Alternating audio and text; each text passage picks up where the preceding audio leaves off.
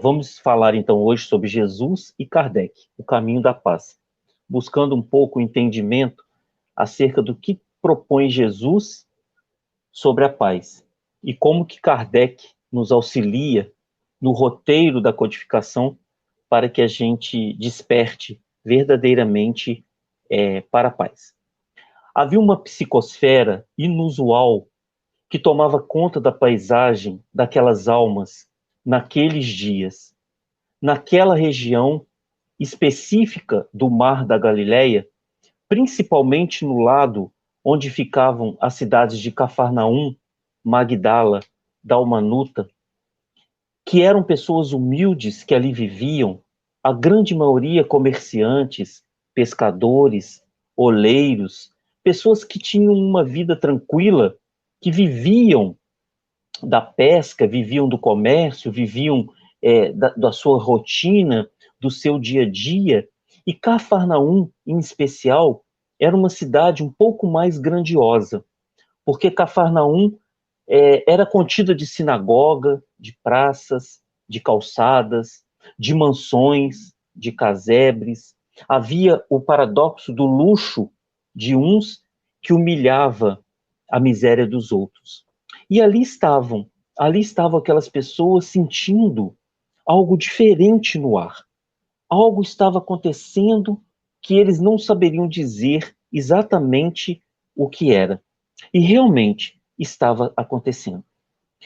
Chegar o momento de Jesus de Nazaré, onde ele deveria iniciar o seu messianato.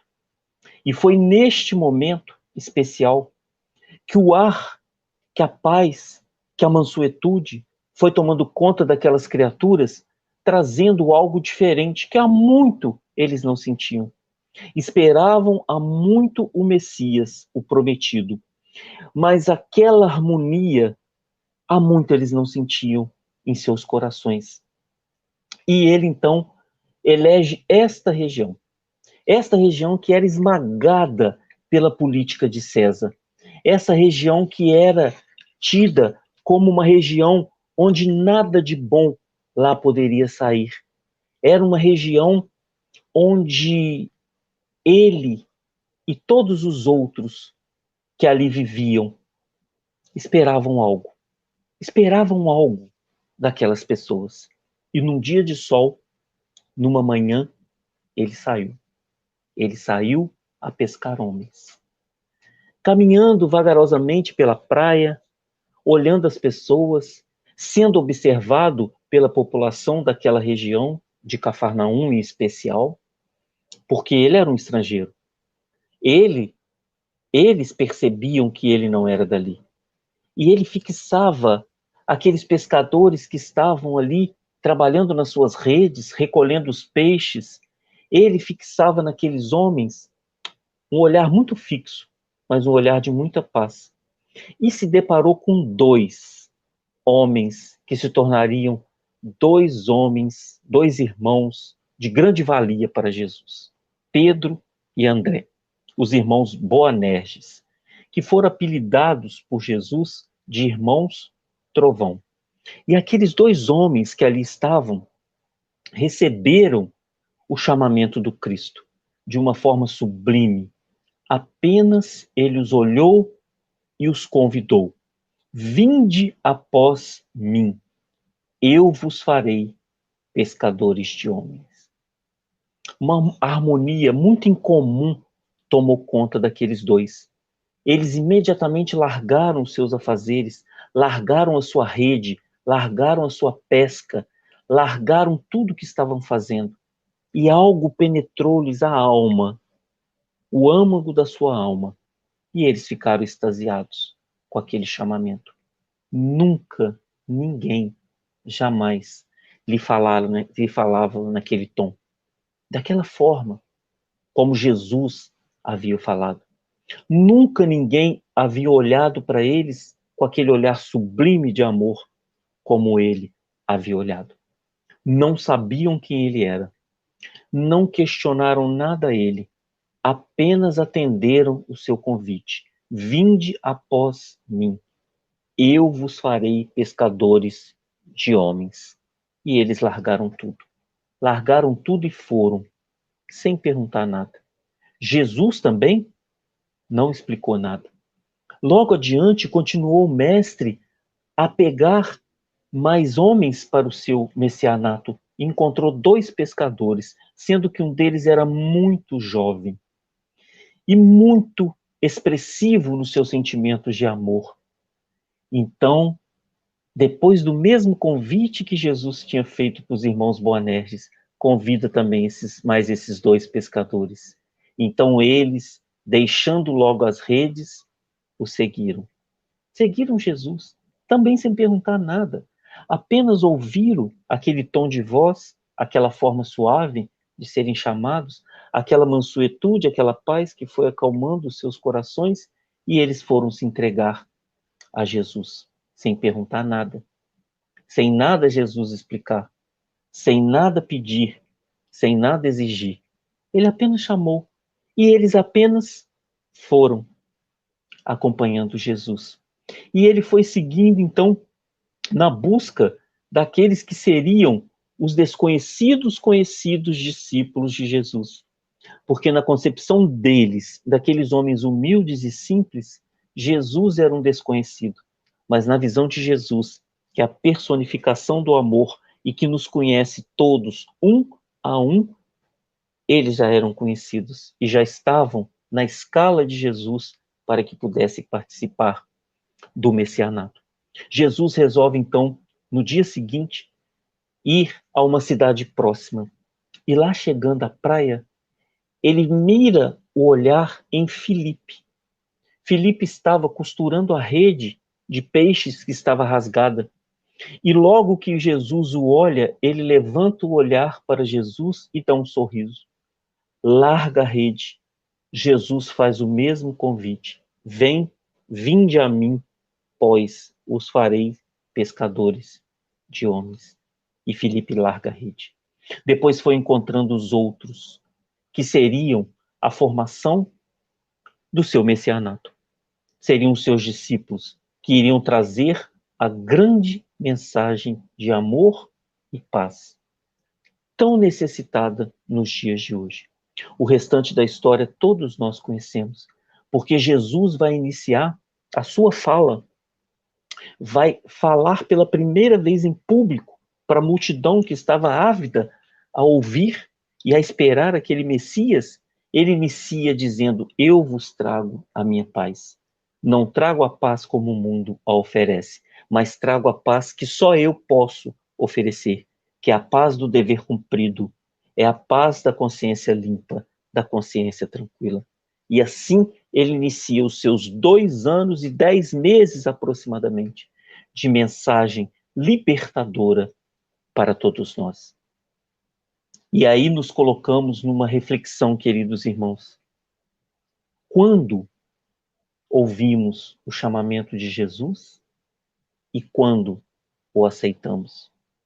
Sem nada questionar, sem nada perguntar, sem nada exigir, como aqueles que confiaram plenamente no Mestre. Porque somente aos poucos foram eles sendo orientados do que deveriam fazer e de como deveriam fazer. Somente no decorrer dos dias, com a mensagem vindo à tona, é que eles foram tomando ideia da proposta amorosa de Jesus para com todos nós. A plena confiança naquele que é o Filho de Deus e que veio trazer para nós essa mensagem tão importante e tão necessária, que é a paz. Essa paz que traz aos nossos corações a vontade sincera de conhecê-lo mais profundamente. Essa paz que está permeando os nossos corações nesses dias, que não são só esses dias, mas o acúmulo do que vem acontecendo com o nosso planeta Terra e com cada um de nós. E vem esse momento de paz nos conclamar a sentirmos verdadeiramente essa paz, a sentirmos verdadeiramente a paz que o Mestre vem nos convidar a viver. Não é a paz do mundo, porque essa, muitas das vezes, é conquistada com guerra, com poder, com discórdia, com confusões. Não é essa paz ilusória do mundo. É a paz que é verdadeira porque ela é interna. Ela traz no seu bojo, e a cada um de nós que a sente, ela traz a confiança plena nos desígnios divinos. E a doutrina espírita, através do nosso codificador, o senhor Allan Kardec, nos convida a refletir sobre essa paz.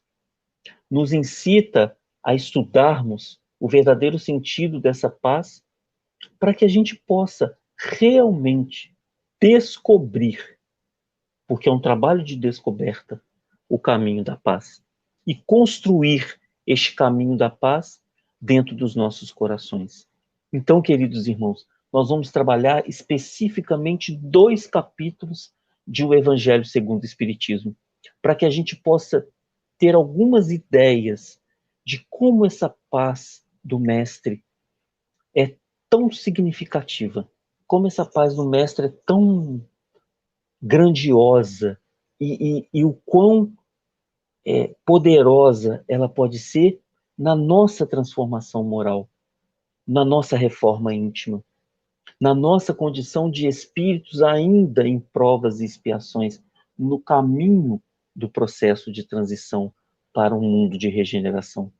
O quanto que entendermos essa paz vai nos auxiliar a mantermos o equilíbrio, a serenidade, a tranquilidade diante dos desafios do mundo que estão se apresentando para todos nós, para mim, para vocês, para todos os outros irmãos. Esses desafios se apresentam cada vez mais audaciosos, porque o mal não tem vergonha. O bem ainda caminha suavemente. Dia virá em que o bem caminhará com mais vigor, com mais emoção. E é essa proposta que Jesus nos faz, de vivermos a nossa vida com a plenitude da emoção, para que possamos conquistar o sentido da paz. Então nós vamos tratar no Evangelho, especificamente no capítulo 9, bem-aventurados que são brandos e pacíficos, e no capítulo 10, bem-aventurados os que são misericordiosos, nós vamos ver ali quase que um roteiro para que a gente possa perceber o caminho da paz. É quase que um roteiro porque vai nos orientar através das mensagens dos espíritos amigos e através da incomparável capacidade de Allan Kardec de organizar didaticamente o conhecimento espírita, o conhecimento de Jesus e, obviamente, o conhecimento espírita, e ele vem trazer de uma forma muito clara, muito objetiva, muito explicada o que é ser brando e pacífico.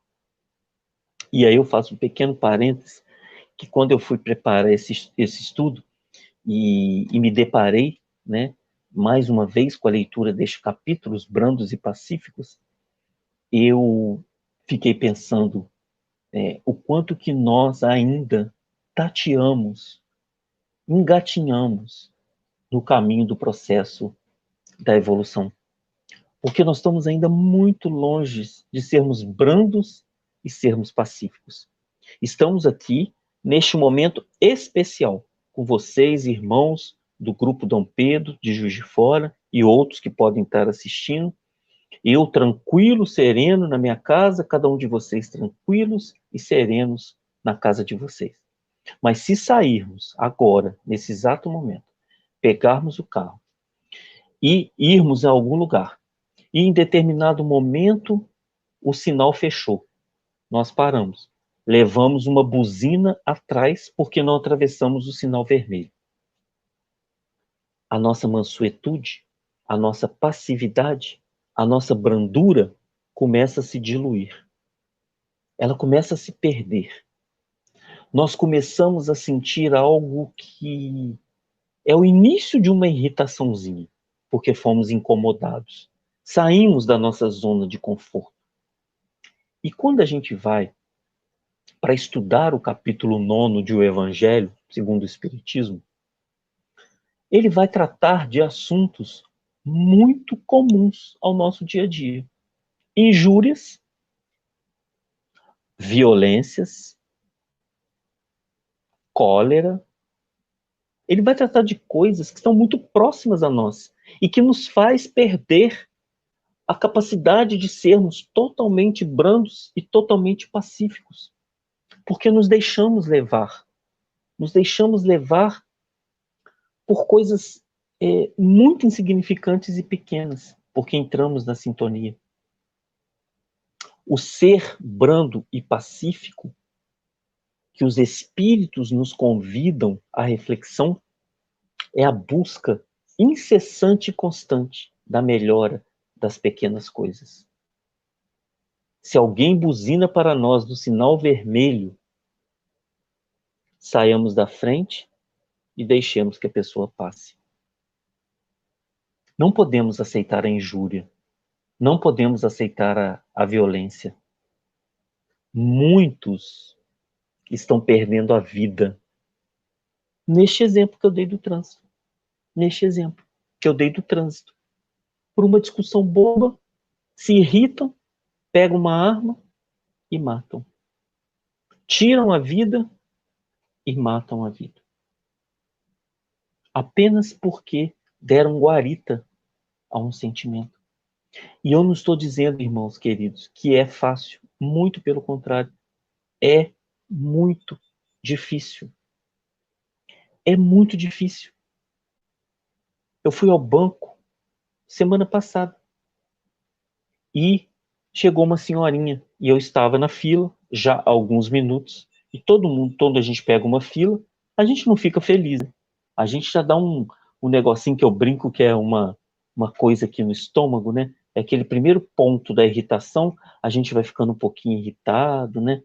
A gente vai ficando um pouquinho exaltado e essa fila não vai. Talvez a gente não expresse verbalmente, mas a gente pensa. Então a gente se desequilibra mentalmente, né? E eu já estava um pouco assim, não tinha chegado a irritação, mas já estava um pouco assim incomodado, né, com a demora da fila. E aí chega a senhorinha. Chega a senhorinha, muito senhorinha, mas muito senhorinha. Não sei precisar a idade, porque hoje a gente não consegue precisar a idade, mas muito senhorinha. Como se não existisse ninguém na fila, passou à frente de todo mundo e foi para entrar onde ela queria, onde ela precisava. Meus irmãos, subiu um negócio aqui, veio até aqui, e quando eu ia falar, eu falei, não, não posso. Não é correto. Este presente não é meu. Se você não tem tempo, eu conversando comigo mesmo, se você não tem tempo para ficar na fila do banco, sai e volta outra hora. Mas esse presente não é seu. Não pegue. Confesso para vocês, foi muito doloroso e difícil. Alguém à minha frente se exaltou e foi falar com a moça. Iniciou-se uma pequena discussão. Mas a moça viu que era uma senhora, carregou a senhora lá para dentro para resolver. Mas o quanto que é sutil esse desequilíbrio, o quanto que essa linha é tênue do equilíbrio para o desequilíbrio. Mas quando nós vamos tratar do capítulo 9 de O Evangelho, onde ele vai falar das injúrias, das violências, da cólera, ele traz a receita para vencermos as injúrias, as violências e as cóleras que nos assaltam de dentro de nós e que trazem para que a gente possa vivenciar. É a afabilidade, a doçura e a paciência. Ele traz a receita. O que é ser afável? O que é ser doce? O que é ser paciente? O afável ele olha o outro com olhar de amor. Chico Xavier, o nosso querido Francisco Cândido Xavier, era afável na sua fala, no seu olhar, no seu gesto. Ele era uma pessoa que transmitia a doçura. Só de olhar para o Chico, dava vontade de pegar o Chico no colo. Tamanha doçura que ele transmitia. E era extremamente paciente, porque a gente sabe como que nós somos. Imaginemos nós tendo um Chico Xavier agora à nossa frente. A gente ia querer perguntar tudo a ele, ia querer saber de todos os nossos parentes que já desencarnaram, o que vai acontecer na nossa vida daqui para frente, se eu vou conseguir um bom emprego, se eu vou conseguir isso, se eu vou conseguir aquilo. E ele tinha paciência de ouvir todas as pessoas. Então, no mesmo capítulo que vai dizer que existem ainda as injúrias, as violências, a cólera, as intolerâncias, ele dá a receita de como vencê-las em nós.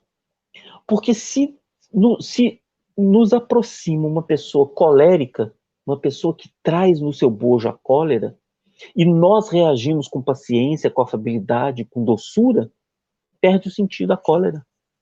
Perde o sentido. Mas existe um ditado errôneo na percepção espírita que nós espíritas não devemos falar.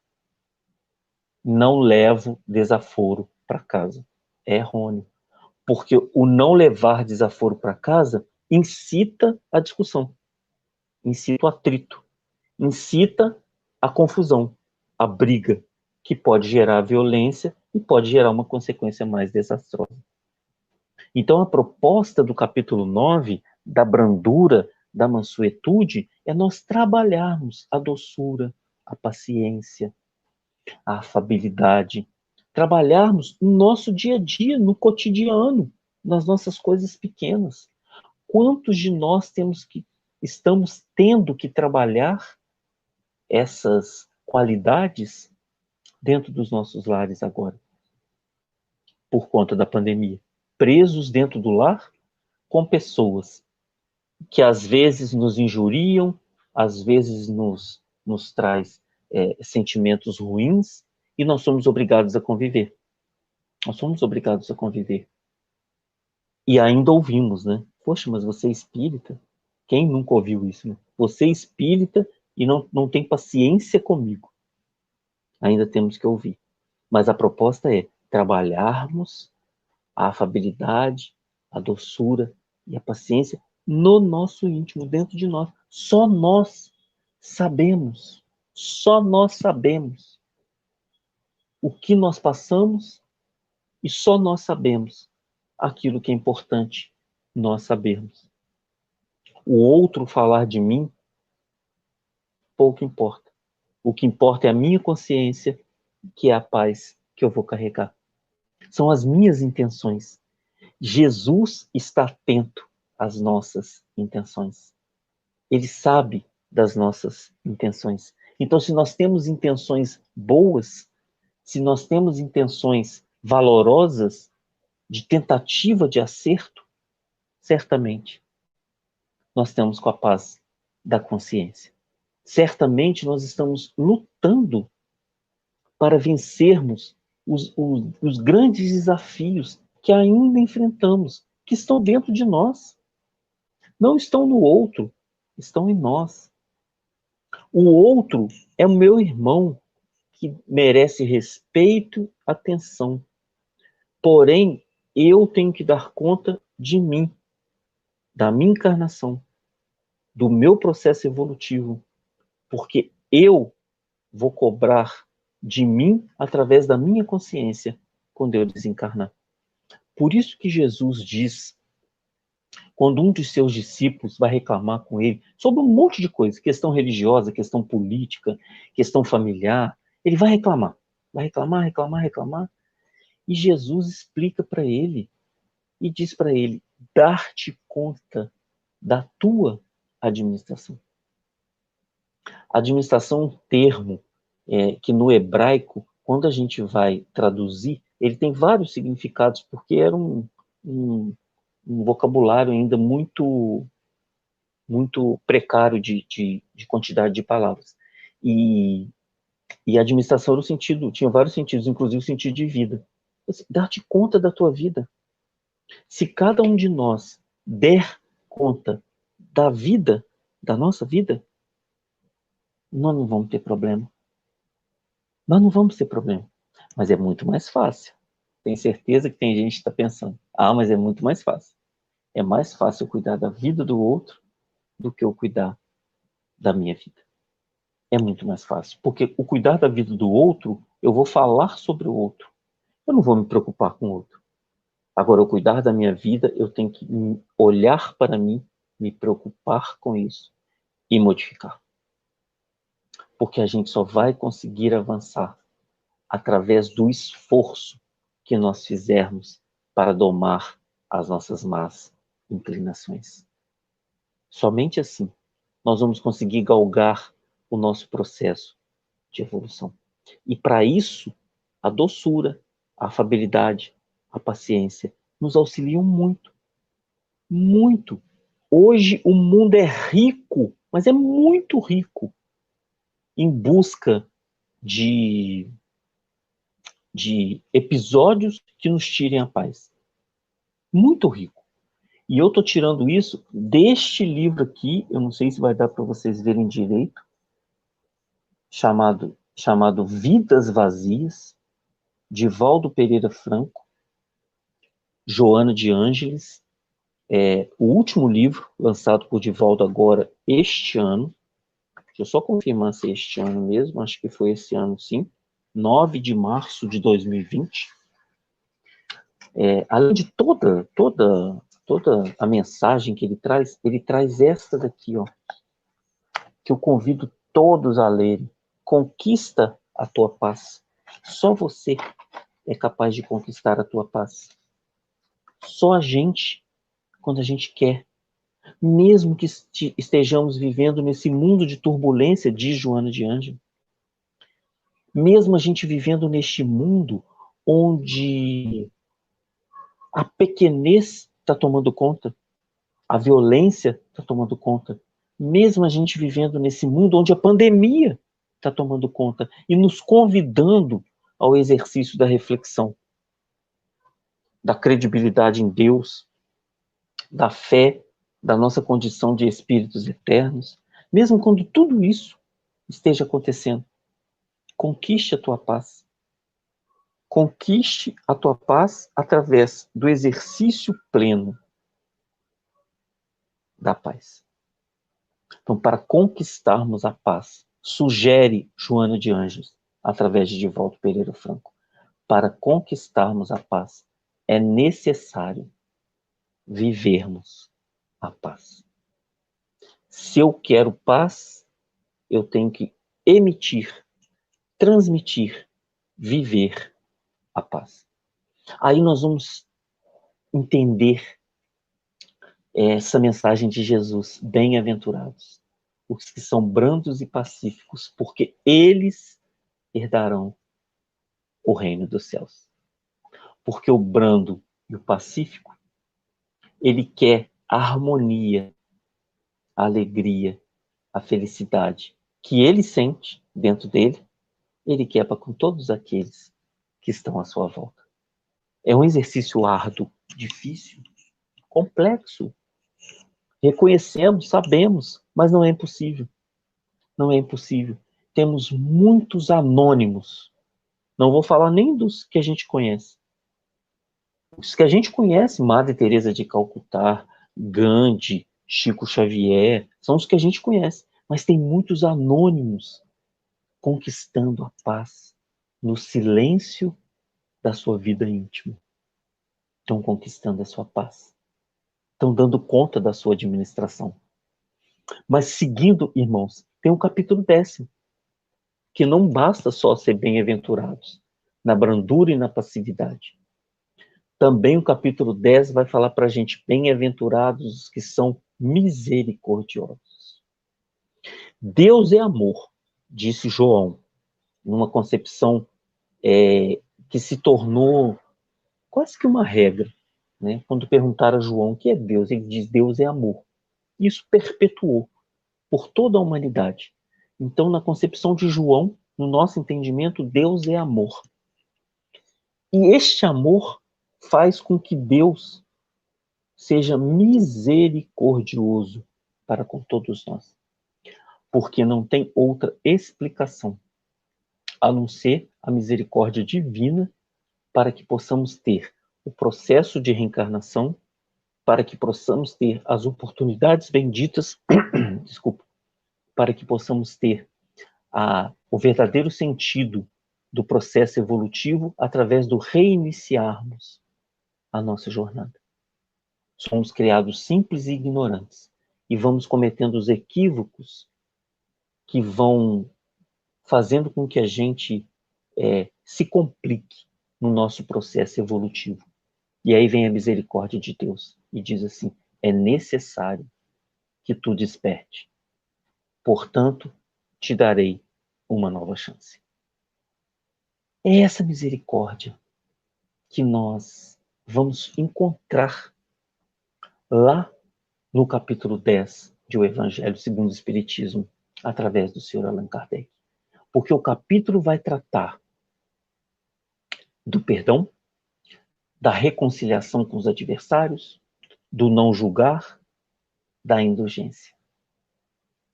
São esses caminhos que Deus traça para nós, seus filhos, para que a gente possa exercer o germe divino que existe dentro de nós, que precisa ser trabalhado, talhado, adubado, cultivado, organizado. São essas bem-aventuranças da misericórdia que Deus propõe para nós, um roteiro de paz. Um roteiro de paz. Porque quando eu perdoo, eu sinto paz. Eu perdoei.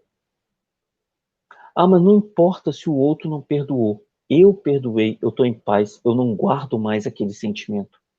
Porque não existe, queridos irmãos, não existe sentimento pior do que aquele sentimento da culpa, aquele sentimento do ódio, da briga. Não existe sentimento pior. Agora, se eu perdoei, me ofendeu, me caluniou, vou contar um fato para vocês, engraçado, mas mexeu muito comigo. Confesso para vocês que mexeu muito comigo. Eu não tinha muito hábito de fazer palestras assim, online, né? Aliás, não tinha hábito nenhum, né?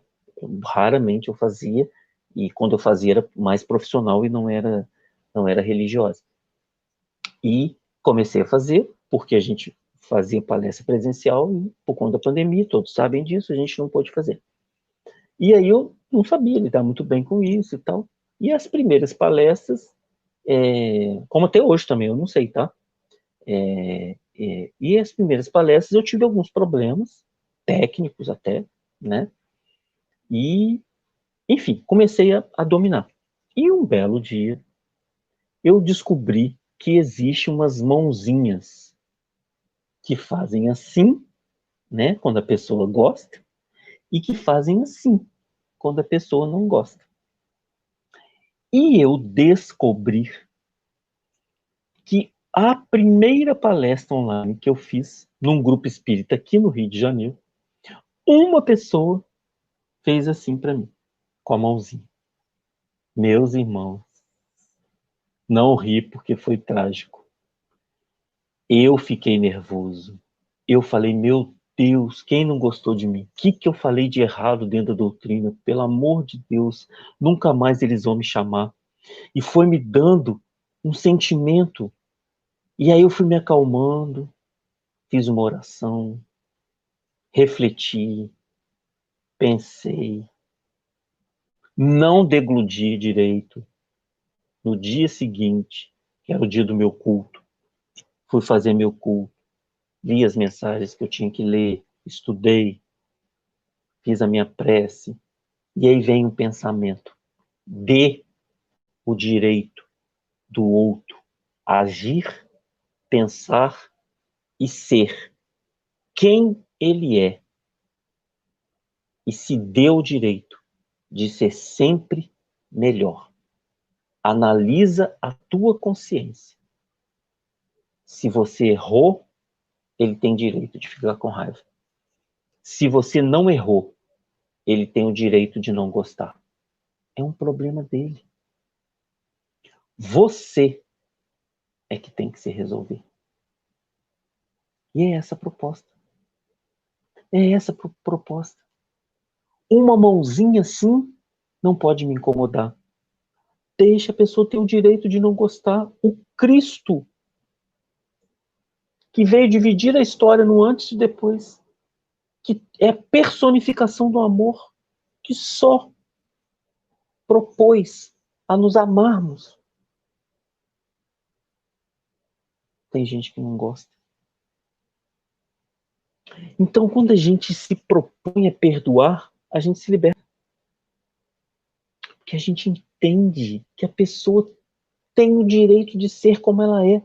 Os grandes conflitos que nós temos hoje, a psicologia é muito clara com relação a isso. Os grandes conflitos que nós temos hoje são porque as nossas opiniões não são aceitas. E a gente quer que o outro aceite a nossa opinião. Conflito de pai e mãe é assim. Conflito de marido e mulher é assim. Conflito de namorado é assim. Porque a gente quer que o outro pense igual a gente, só que o outro é o outro, ele pensa do jeito que ele quer pensar. Então, ser misericordioso é saber perdoar o outro e deixar que o outro pense como ele quer. Mas tem o próximo passo. Depois que você perdoa, reconcilia. Faz a reconciliação.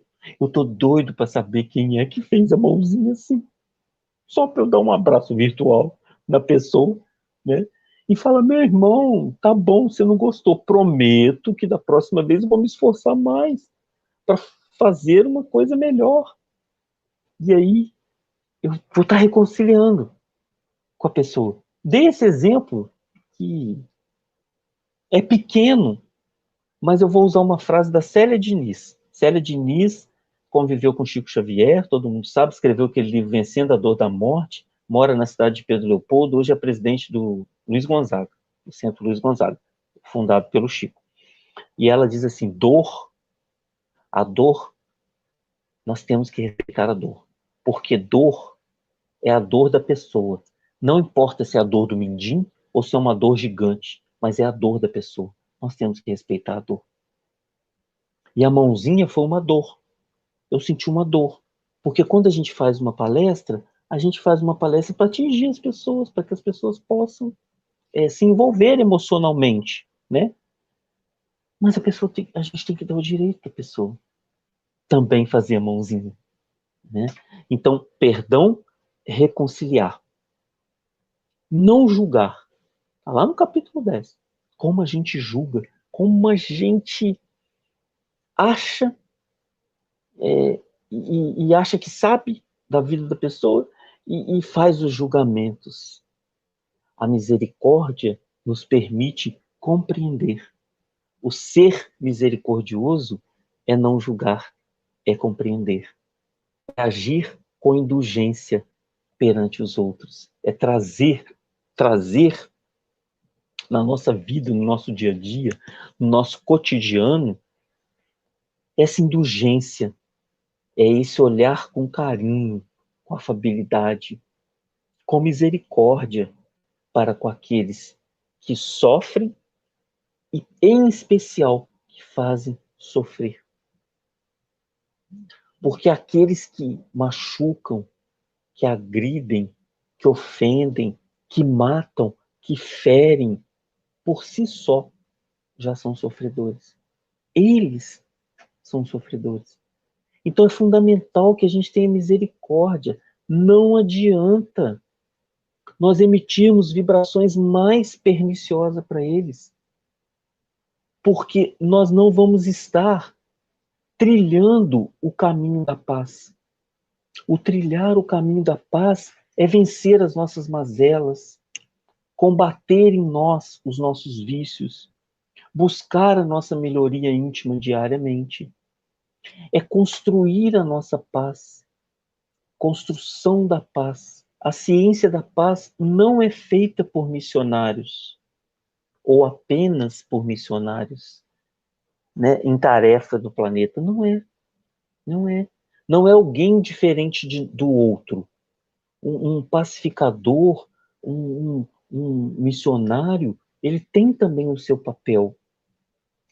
Mas a ciência da paz sou eu, você, que vamos construindo no nosso dia a dia, na nossa rotina do dia a dia. Se hoje eu agir de forma mais agressiva com alguém, amanhã eu vou procurar ter mais paz. Eu vou aos poucos construindo dentro do meu dia a dia, eu vou construindo essa paz.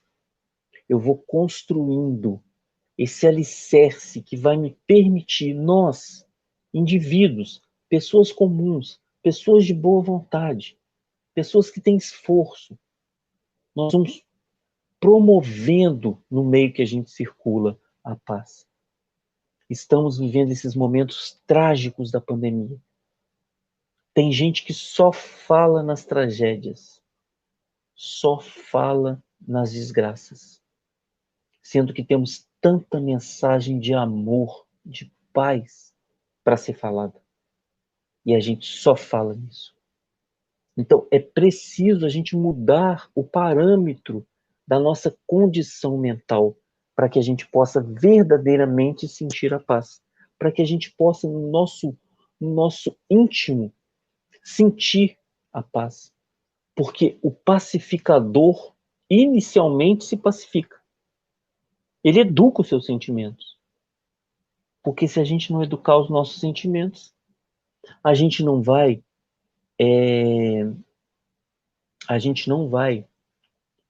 reconhecer, não vão reconhecer em nós os caracteres do homem de bem, que está lá no Livro dos Espíritos.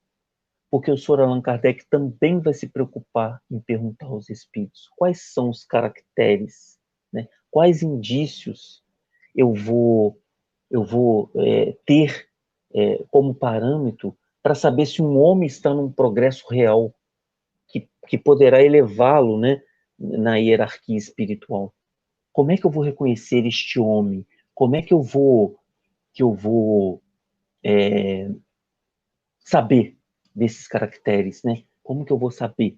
E abre aspas, porque é exatamente como está em O Livro dos Espíritos, a resposta dos Espíritos, que é sublime. É sublime e nos traz assim, com grande assertividade, uma vontade sincera de caminharmos, né? Diz os Espíritos assim, o Espírito prova a sua elevação quando todos os atos de sua vida corporal representam a prática da lei de Deus. E quando antecipadamente compreende a vida espiritual. Então, meus irmãos, significa que vai se reconhecer. Vamos ser reconhecidos como homens de bem, em processo de reforma íntima e de melhoria, quando praticarmos as leis de Deus. Quando praticarmos as leis de Deus. A prática da lei de Deus, ela está calcada na lei de amor. Então, quando exercermos o amor na sua plenitude, quando exercermos o amor, certamente nós vamos estar caminhando em processo de construção da nossa paz. Se já fazemos isso nas coisas pequenas da vida, já estamos no caminho. Já estamos no caminho. Não nos falta orientação. Temos o Evangelho de Jesus e temos a doutrina espírita.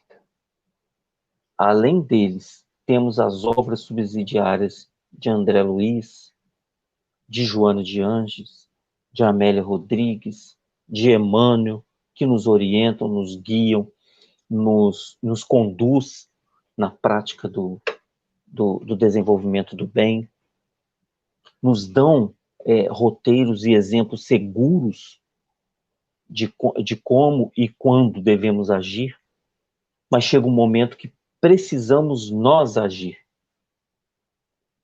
E aí volto lá no início, quando Jesus sai a caminhar pela praia e vai dizer: vem ter comigo, que te farei pescadores de homens. E se esse convite fosse agora, neste exato momento? Se ele tivesse à sua frente, de braços abertos, te convidando: vinde após mim, que eu vos farei pescadores de homens. Qual seria a nossa resposta? Qual seria o nosso argumento que utilizaríamos com Jesus? Espera um pouquinho, Senhor. Estou quase aposentando. Deixa eu aposentar primeiro. Nós não vamos aposentar nunca mais. Depois que surgiu essa nova lei, nós não vamos aposentar nunca. Né? Espera um pouquinho, deixa eu criar meus filhos. Ah, espera um pouquinho, eu preciso casar primeiro. Ah, espera um pouquinho que eu preciso. Ou nós aceitaríamos de braços abertos e diríamos: estamos aqui, Senhor.